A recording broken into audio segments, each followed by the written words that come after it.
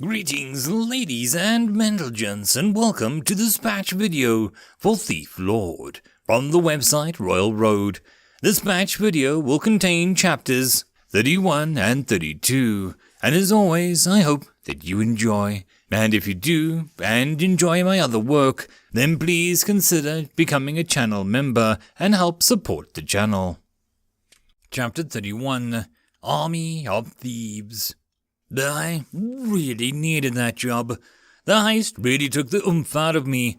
My nerves are completely shot, and I just need to spend a few hours not looking over my shoulder. The best way to do that is to go for a run and grab something extra greasy to eat, coupled with an ice cold beer and the 58th season of The Simpsons. The best season that they created in my honest opinion. In the end, though, I have to return to Ascendance Unlimited. It's probably not good for my psyche, but I'll survive. I always do. Logging back into the game, I find myself back in the room I rented in the shantytown. Looking around, I find my underlings just where I left them. My poisoner is hard at work, and I'm pleased to see that she has managed to craft a decent batch of poisons for my underlings. They really came in handy during the last heist. And I, no doubt, have a flying chance in hell of killing that guard without it. My two spotters are standing idly by in the corner, covering the door. It went against my better judgment and brought them up to my room, mainly because I needed to break more than I needed to cautious earlier. I don't regret the decision, and it will probably not become a common occurrence. There is just too much riding on my discretion. A lot of things happened this morning, and I'm finally ready to get over the results. First of all, I bring up the notifications. The job burglarizing Bard is successful. For untold acts of heroism and accomplishments of significance, Bards have been there to record it. There are few songs about thief lords, but your ballad is one fouled in the violence and blood. You secured your objective by a great cost. Your notoriety will surely rise with the sunless day. Rewards: 400 experience, 8 pieces of equipment, 1 consumable, 1 miscellaneous item, 6 gold, 2 silver, 9 copper. The event subquest Escape from the Bards is successful. There are many opinions of which quality is most suited for a thief lord. There is no absolute answer, but most agree the need to be a good pair of boots. There will be many trials ahead, thief lord. Prepare well. Reward: 100 experience. Okay, is it just me, or does the system and messages get more ominous sounding the more jobs I complete? If I don't know any better, I'd say that the system doesn't like my approach to things. I have to object, though, since the majority of the events were out of my control. But still, shouldn't I get some points for at least attempting stealth? It's not my fault the system and my karmic luck throws me curveballs every time. The system is rigged, and the system should know better. One thing the system got right, though, is the cost of the job. I managed to get out with some pretty sweet gear and an inevitable skill book, but I lost a lot of items.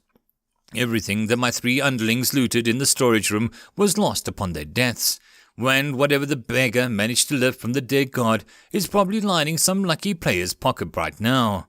That's not the worst that could have happened, though. The worst part is that I lost all my gear underlings were wearing.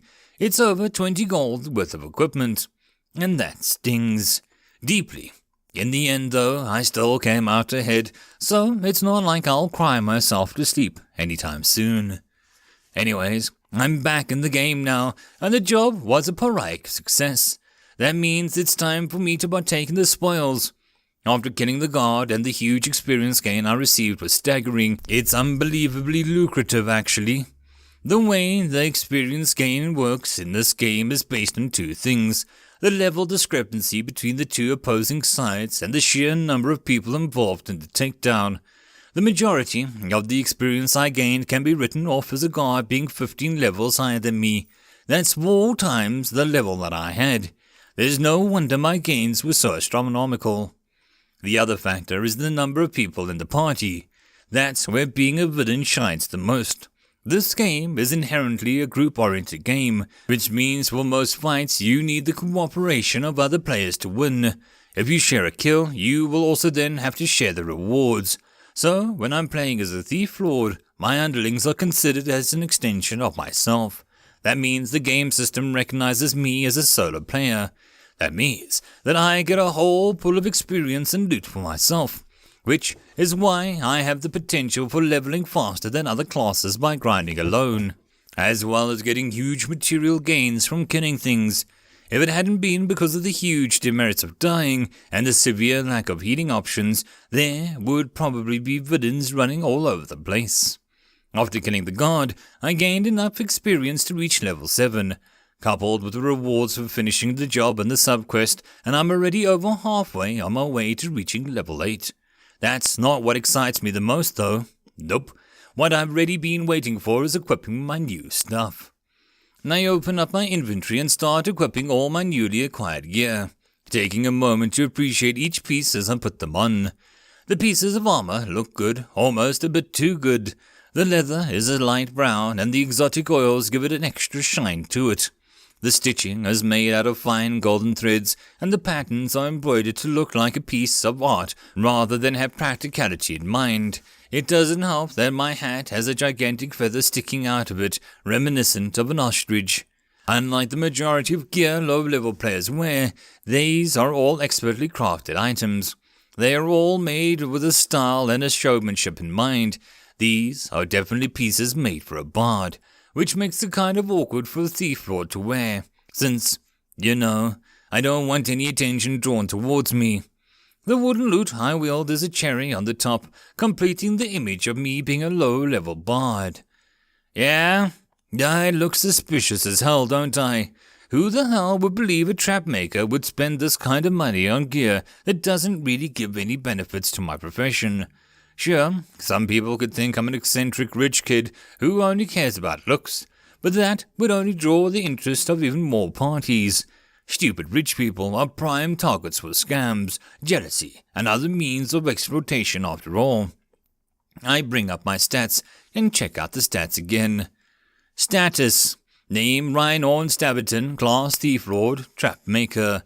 Race Halfling, Level 7. Health 150, Mana 460. Experience 698 out of 1300. Renown not applicable. Attributes: Strength 5 minus 10%. Endurance 15, 5 plus 10. Agility 6, 5 plus 2 minus 10%. Dexterity 21, 5 plus 6 plus 13 divided by 75%. Perception 5.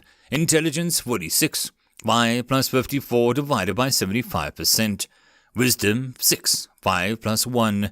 Charisma 54, 27 plus 22 plus 10%.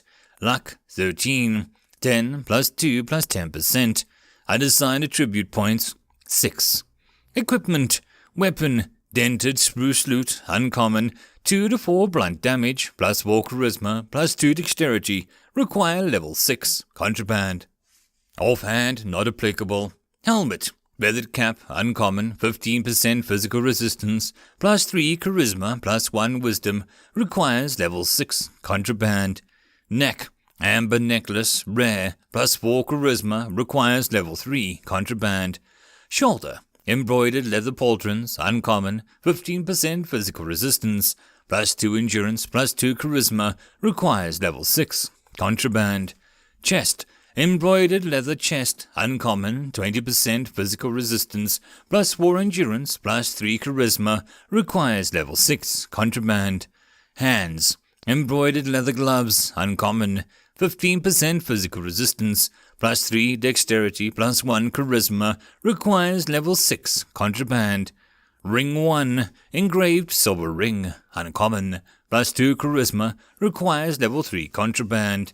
Ring 2, dealer's signet ring, rare, plus 2 luck, plus 1 dexterity, requires level 3, contraband.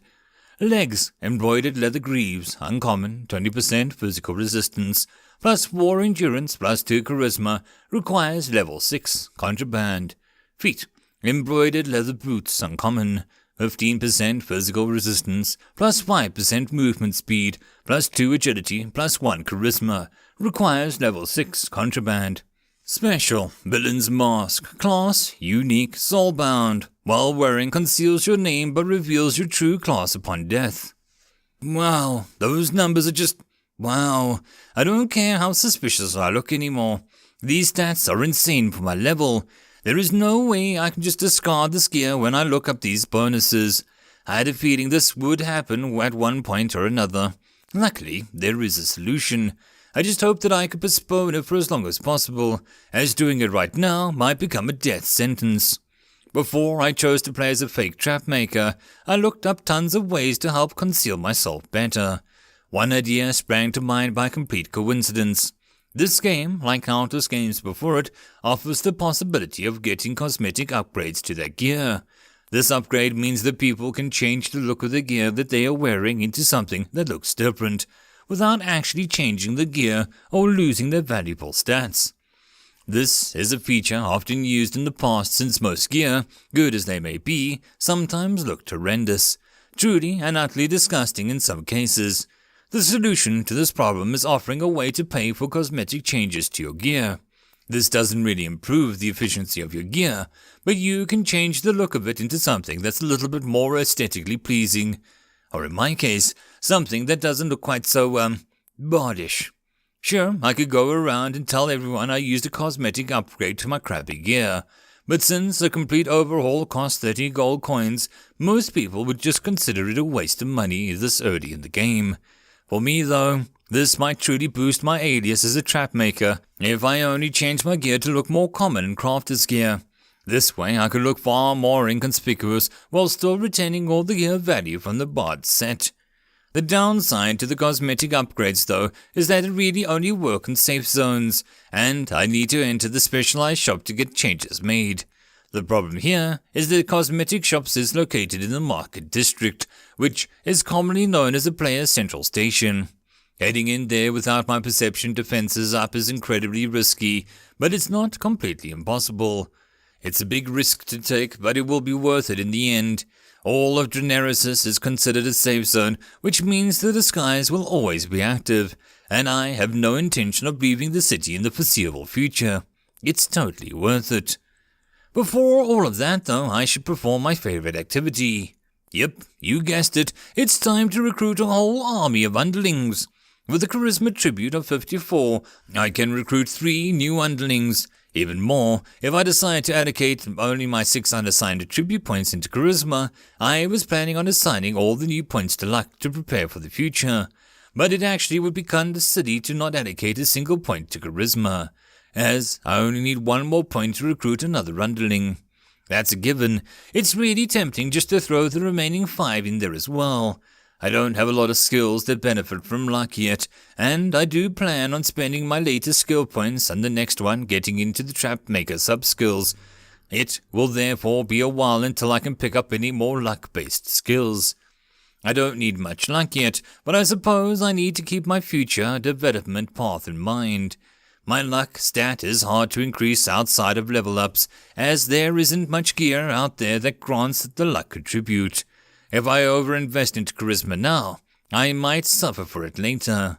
Therefore, I decide to put a single point into charisma, raising it to 55, and the remaining 5 into luck. Grinning like a beautiful bastard I am, I head downstairs into the tavern proper. I take an extra care to make sure that the tavern is void of players, and I soon find myself sitting in my favorite corner booth. My first order of business is to revive my previous fallen comrades at arms. Gold for blood. The life of a villain is strife with violence. Many will perish, but if you friend or foe, life is precious. But like everything in life, it has a price. You may pay for the blood with gold. Tier 1 underlings cost 5 copper per underling. Human hoodlum 7 fighter. Human cutpurse 7 rogue. Dwarf hoodlum 7 fighter. Dwarf beggar 5 agent. After a short moment, my 4 fallen underlings step into the tavern as good as new. They are decked out in the basic level 1 gear, but other than that, they look as good as new. Or as bad as new, however you want to look at it. As much as I would like to catch up with my mute underlings, I'm already perusing the recruitment tab before they even have time to sit down. Recruit underling. You have entered a tavern located in Naval City. You will be able to recruit underlings to bolster your ranks. Please select one of the following underling types: Recruit a fighter type underling, Recruit a rogue type underling, Recruit a range type underling, Recruit a agent type underling, Recruit a specialist type underling. Make your choice, Thief Lord. Excellent. I've done a little thinking about what I need next, and there are several factors to consider. I get to recruit 4 new underlings, and now that I've gotten to know the quirks of my class, I think I've come up with the best development path going forward. First of all, I can never have enough troops. My class is based around swarming my enemies with high numbers, striking quickly and efficiently before they have time to react. More hands also increase the rate I can grind experience, and more underlings don't mean that I personally get any less experience. Therefore, more fighters, rogues, and ranged units are the absolute priority. I also have to consider supporting units though. The beggar is a valuable addition to my repertoire, and he works both with gathering intel as well as being an efficient pawn during heists, whether it is through distractions or emergency escapes. As we know, the beggar can uncover a single heist per day, 2 under special circumstances like with the alchemist's job. Now that I have more underlings at my disposal, I'm fairly certain I can manage to perform 2 heists per day. Not only is the loot great, but the experience makes it worth it as well. I can't disregard the assistance of specialists, but I already have a poisoner, and the remaining specialists just aren't vital to my operations yet. This is why I've decided to recruit another cutpurse, a beggar, and 2 more hoodlums. Confirming my choice, I sit around idly, waiting for my underlings to start appearing. Shortly after, my 4 fresh underlings enter through the tavern door. My 2 hoodlums walk in the front, and I'm surprised to see a look almost identical. They are both half-breeds, where one is part human and the other is a orcish heritage. They are powerfully built men with sickly greenish tint to their skins and a small set of fangs protruding from their lower lips. Other than that, they look like a couple of regular humans, albeit a pair who suffers from a severe case of steroid abuse. Following the half-orc twins, my cutpurse worms her way through the room. Being a gnome, I hardly notice her behind the 2 hulking brutes. The gnome looks like any other gnome, really. Her skinny body is surprisingly reminiscent of a human child's, and her head seems to be just a few sizes too large for her petite body. Her hair is of a vibrant purple color, and her large orange eyes shine with a ferocity, unlike the regular merry-go-lucky attitude for her kin. The final underling to arrive is a human beggar, at the back, trailing carefully after the 3 more intimidating colleagues. She has a dirty blonde hair, cut short with a strip of cloth tying her hair in a miniature ponytail. She walks with her shoulders drooped, showing off a posture that tells of her being subdued and frail. I know her looks are more likely a lie though, as I know it can't be weak to survive our line of work. With my newest underlings gathered around me, it's starting to feel a little crowded in here. Therefore, I send the majority of them back into the room and have my beggars head out to dig up some new heists. I only let my highest hoodlum and cutpurse stay with me. I should head out and get to work myself, but I have one final thing to do before I proceed. Something I've been looking forward to since I started playing a Thief Lord. Oh yeah, it's happening. It's time to get a lieutenant. End of chapter. Chapter 32, Cobra. I rub my hands together, having looked forward to this moment for a very long time. For the sake of my fleeting memory, I bring up the Thief Lord's basic ability pertinent to this upgrade. Promote Lieutenant. Upgrade an underling to a lieutenant. You may upgrade 1 lieutenant per 50 charisma. There it is. It's finally time. It took a while, but I have finally passed the 50 charisma requirements to activate it. The ability is powerful, and it's definitely a juicy power boost. It would actually say it's one of the most crucial abilities to have when playing as a Thief Lord. I waste no time in activating the skill. Upgrade an underling to a lieutenant. Lieutenants are considered the elites of the Thief Lord underlings. Lieutenants are capable underlings able to lead a team of underlings on jobs in the name of the leader. Their promotion demands a certain level of power, and their stats gain a 50% boost. Choose your candidate carefully, Thief Lord. The benefits of having a lieutenant is huge. Not only do they have massive power boosts by becoming an elite mob, but they also gain a highly coveted ability to lead the rest of my underlings, which means that they can perform jobs without the need of me being nearby. Obviously, this isn't without faults, as the underlings cannot benefit from my planning or skills. They may fail some jobs, and losses are sometimes inevitable, but the gains outweigh the risks. I will probably still have to come along with jobs that have hard difficulty, but performing easy jobs should be a breeze for them as long as the equipment and levels are up to date. The real question I have to ask myself here, though, is which underling should I upgrade? It's a tough call, but I have narrowed my decision down to two potential candidates, the high-level hoodlum and the cut purse. Both characters have great merits, and my choice should mostly depend on my game style. The most powerful choice would be to upgrade the cut purse, as a boost in its stealth, damage and lockpicking could make my job easier. It seems like the most obvious choice, and it gives me the most versatility going forward.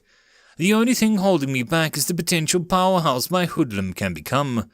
There is no reason to deny it, but, in my opinion, my hoodlum has been the linchpin of a majority of my conflicts. It's not just that he can fight toe-to-toe with most enemies when combat is inevitable, but his grapple skill has been the key instrument in taking down enemies quickly and efficiently. The massive boost to his physical abilities will only strengthen the skill, and that's what draws my interest in promoting the hoodlum over a cut purse. As I said, both choices have merits, and it's tough to decide. I think I'm going to have to go with my gut in this one, though. As strong as my cut purse may be, I can't overlook the fact that my hoodlum is good to have when everything else goes to crap.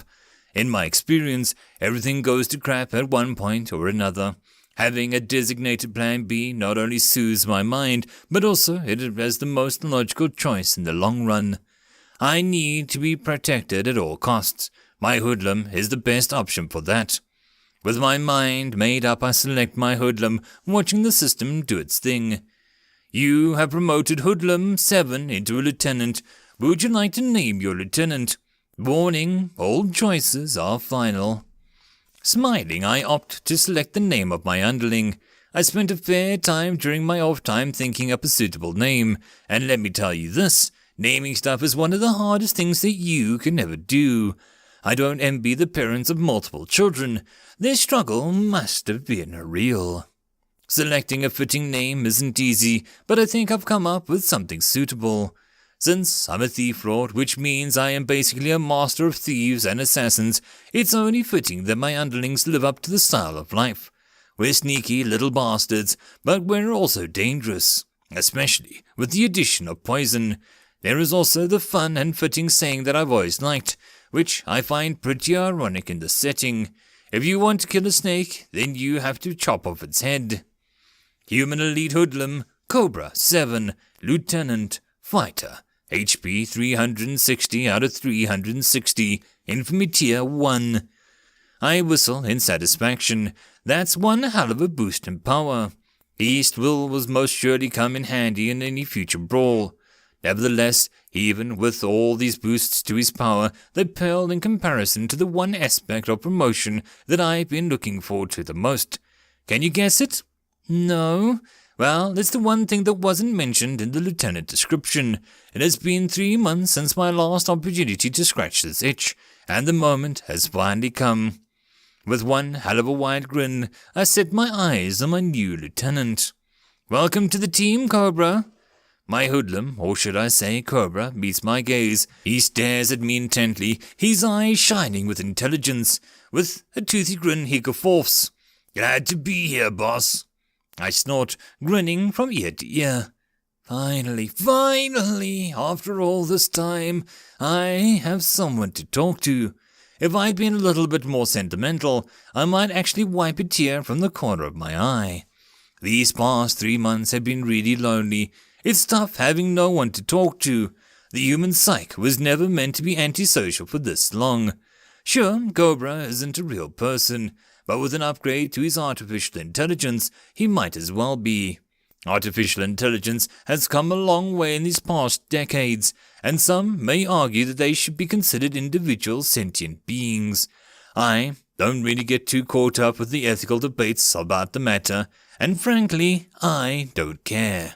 As long as I have someone to listen to my pitching and respond to my mad ravings, then I'm good. That's really all I can ask for, and it covers my basic needs. If I need to talk to someone made of flesh and blood, then I can always call my dad or write a short message to Anna. Or, scratch the last one, that girl is crazy. The underling in front of me is slightly different from the level 7 hoodlum that I knew from moments ago. Earlier, he was just a regular plain-looking human, strong but otherwise nondescript. Now, though, his character seems to have a lot more life in him. He has curly brown hair, green eyes, and a week-old beard, and a small scar across his nose. His teeth are all there, but their once pristine color has faded into a yellowish-brownish color. I wouldn't call him handsome, but he certainly looks more real. I know I'm pretty, boss, but you don't have to stare so much. All the ladies will get the wrong idea. He grins, sipping on a mug of ale, and he conjured from God knows where. Oh, right, my bad, I mutter, shaking out of my musings. It's been too long since I've had a regular conversation partner. I almost forget that I have to talk to them. Playing alone for 3 months must have made a number of my social skills. Cobra seems to be a cheerful kind of guy. He looks attentive, but also has the easygoing attitude of going for him that makes him appear like an overconfident prick. Don't get me wrong, those types of people can be incredibly interesting as long as they don't act the part. His voice is a little odd, though. It's a very rough voice, sounding a little bit like a chain smoker. It doesn't seem to give him any issues, though. Bad boys are supposed to be a little rough around the edges, aren't they? So what do you want me to do, boss? Mug an old woman, stab someone, I'm up for anything, just give the word. He smiles for a moment until he pauses, raising an eyebrow. He gives me a skeptical look, except, that. That? I stare at him. What is he on about? What the hell does that mean? Does he mean? Cobra interrupts my rambling thoughts as he stretches out an exaggerated yawn, drawing my attention.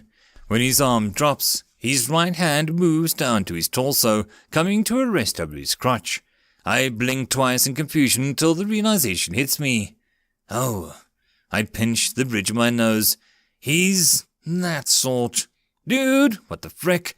Even if I swung that way, which I don't, I assure you, there isn't enough dwarven fire whiskey in the world that would even make me consider that option. He winks at me. You're lost, boss. I snort. This guy has the worst humor. I think I need some time to get used to this guy. I should probably set some time aside later to talk some more to him, some time that I'm not so busy. Just shut up, we've got work to do. Sure thing, boss. I would offer to lead the way, but, I don't want you staring at my ass. He chuckles. Ha ha, very funny. I bet you're just saying that so that you can get a good look at mine. He bursts into laughter. If I ever wanted to look at a flat ass, I'd just holler at your sister. Really, Mr. Funny Guy? Just for that comment, you're bunking with the poisoner tonight. The blood quickly drains from Cobra's face. Please, don't. I grin while giving him a wink of my own. His humor is terrible, but so is mine. Two can play this game, and the only difference between the two of us is that I'm better at it. I think the two of us will get along splendidly. Anyway, I can't loiter around all day. As funny as tearing Cobra a new one is, it won't bring me any closer to my dream. We need to get to work, and I need to check a few things out. What I really want Cobra to do is head down into the sewers and start training up my freshest recruits. It's a good idea, but it doesn't really work together with my plan to go visit the vanity store and get the cosmetic upgrade. The problem with this is twofold. First of all, I have to enter the area populated by a minority of the city's player population. That seems that I can't bring any backup, and I need to stay as under the radar as possible. The second part is that I can't, under any circumstances, draw any attention, which means I need to temporarily take off the armor I earned earlier. This isn't the worst thing in the world that could happen, but taking off would reduce my charisma attribute well below the required level to support all my underlings. This means that I can't use at least 4 of my underlings for the duration of my trip, and that includes my lieutenant. Luckily for me, the game doesn't automatically dismiss my underlings when I can't support their required charisma levels, but it does cause the affected underlings to stop following my orders. They won't take a hostile action against me, but they wouldn't make any effort to support me either. If I can sustain the required charisma levels, then they would just sit around doing nothing. I experimented with this feature earlier when I was playing as a necromancer, and it works suspiciously fluidly.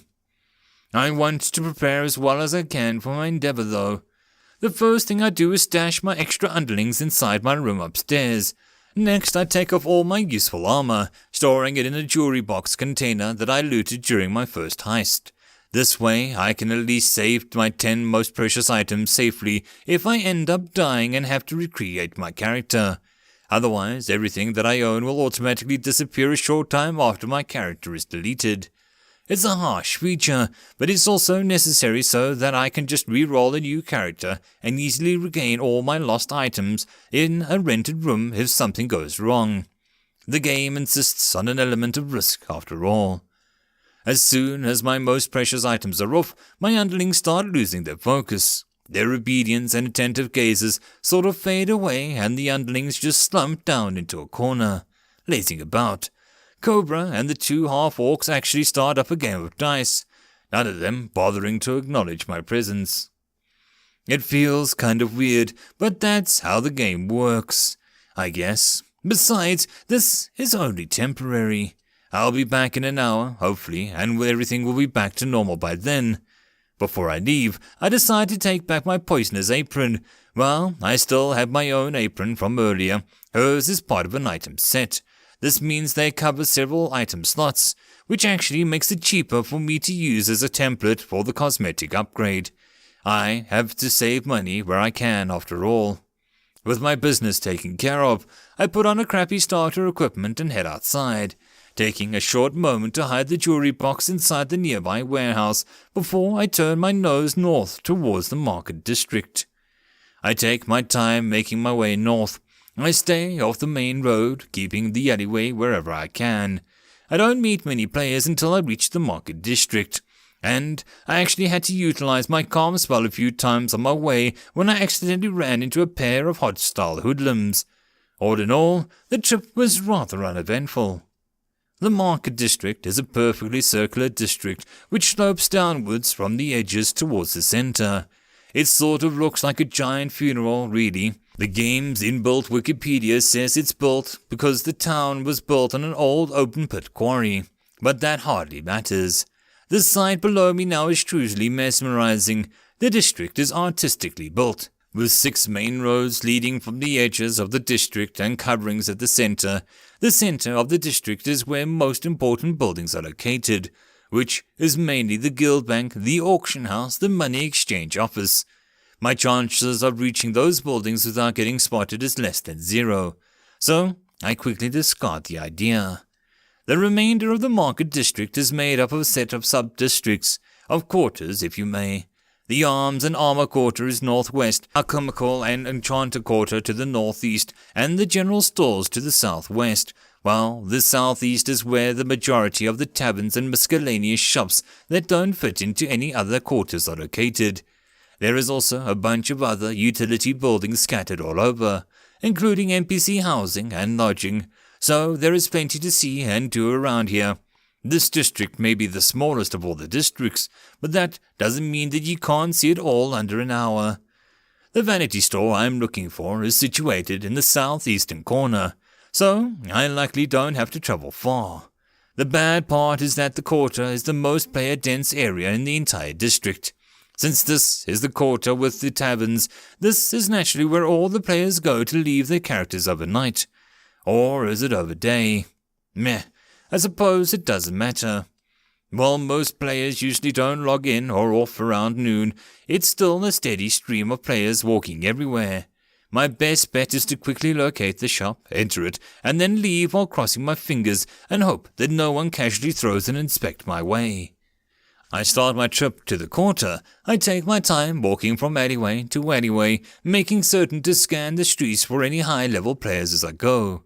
It takes a long time, but I really can't be careful enough when it comes to this sort of task. It takes me a good 20 minutes to move 300 meters, which is slower than it would take to inch my way forward by the strength of my pinky finger. It works though, and I soon find myself in the vicinity of the store that I'm looking for. Unfortunately, that also is the moment I run into trouble. A duo of high-level rangers are walking my way. The guild logo of the Dark Pegasus Guild attached to the name tags. The pair seems to be extra vigilant when it comes to checking all the nearby players, and I doubt that they do it just for the heck of it. They must be a guild patrol. Alarmed, I slip further into the nearby alleyway, crouching behind a few conveniently located crates at the far end. Activating Comedian, I decide to try and wait out the storm from safety. Lady Luck shines on me as the duo is skirting around the duties, not taking sufficient care to thoroughly investigate every nook and cranny that they come across.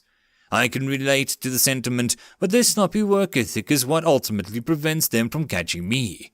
If this is the quality I can expect from future patrols, then I don't think that I'll have too much fear from walking around in public when I've leveled up a bit. I deactivate my skill and prepare to leave when I catch something in the corner of my eye. There, in the shadowy corner of the street, is a familiar-looking metal hatch in the middle of the cobbled street. Is that a, sewer entrance? End of chapter. And that, my friends, concludes this batch video. If you enjoy the story, please don't forget to go and show the author some support. And if you wish to support this channel, there are links down below. The easiest way to support this channel would be to subscribe and share as much as possible to help this channel grow. And I'll see you all in the next video, and until then I hope you all keep well and safe. Cheers.